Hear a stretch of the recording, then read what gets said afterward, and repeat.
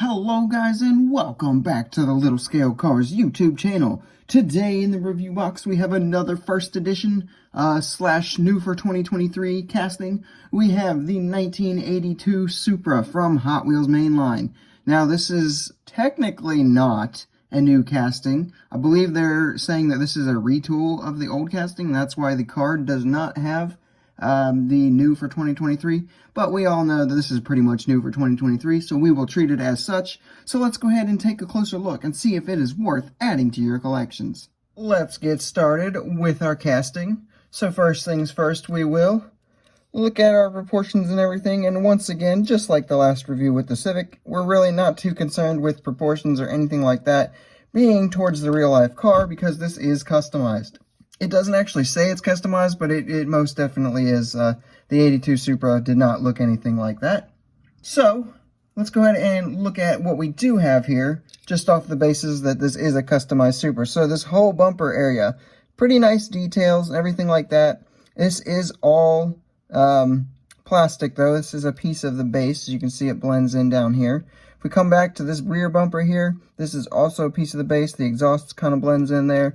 It doesn't look too bad. It looks all right. If we come up front, these little, whatever these are supposed to be up front, these are a piece of the window up here. And these louvers in the back windshields here, these are also pieces of the window. Alrighty. As far as casting goes, we do have one headlight up and one down. A little bit of asymmetrical things going on there. We do have these big wheel flare arches going on here.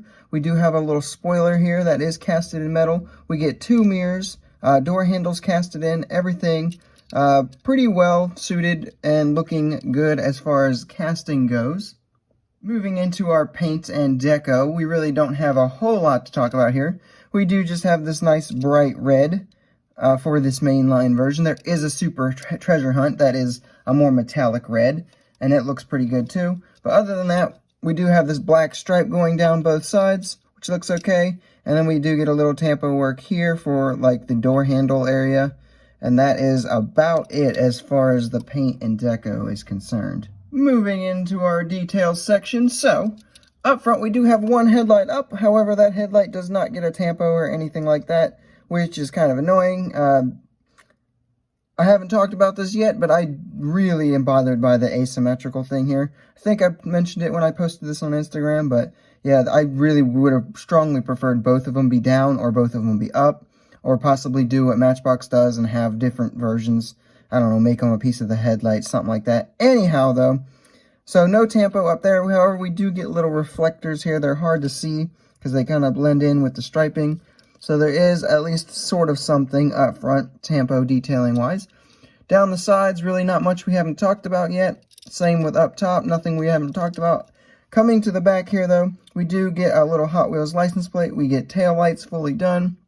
Toyota Supra there, and then like the little place where you put the key in, I assume. So pretty good detailing on the back. I do have a little paint chip right there on mine, but that's super easy to fix and not something that you will likely find on yours.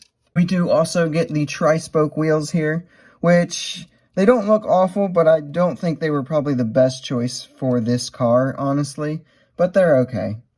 Moving into our roll test, this is a Hot Wheels mainline, so it should be no surprise that it rolls extremely well. I put it on the scale and it comes in at exactly 33 grams, which is decently hefty, but not as hefty as other mainlines that we've gotten this year. Alrighty, so pros and cons time. The first huge pro for this one is that it is the first release, and it came with a Super Treasure Hunt version, so technically there are two versions to grab.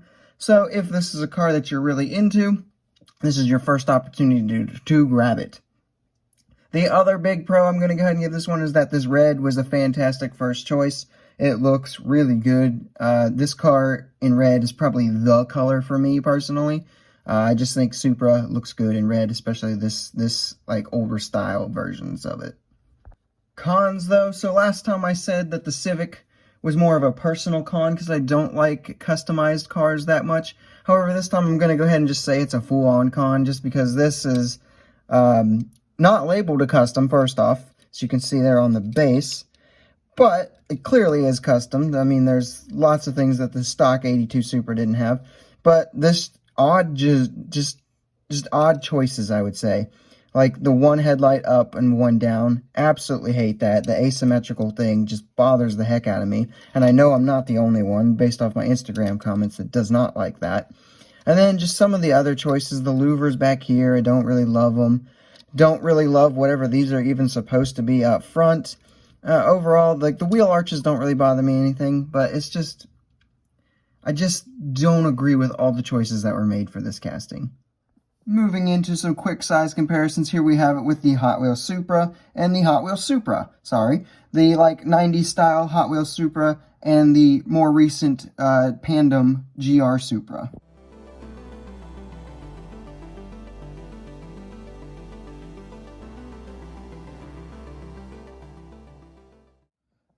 And here we have it with some other JDM cars you might have in your collection, with the Matchbox Subaru SVX and the Hot Wheels Acura NSX.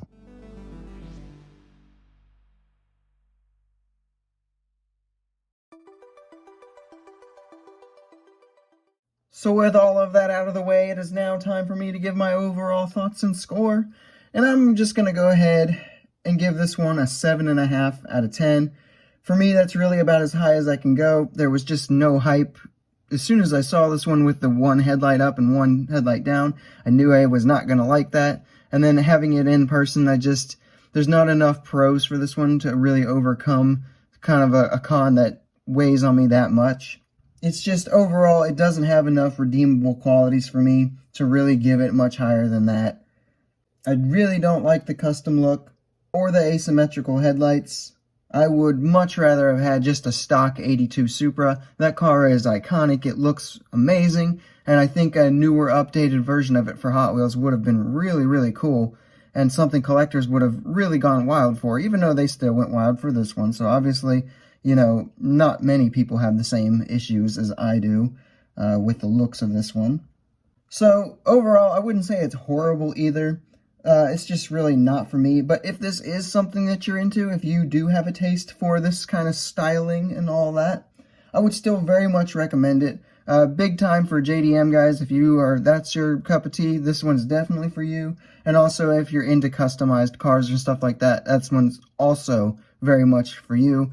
But for everyone else, this is one that you can probably pass on and you won't be missing out on too much.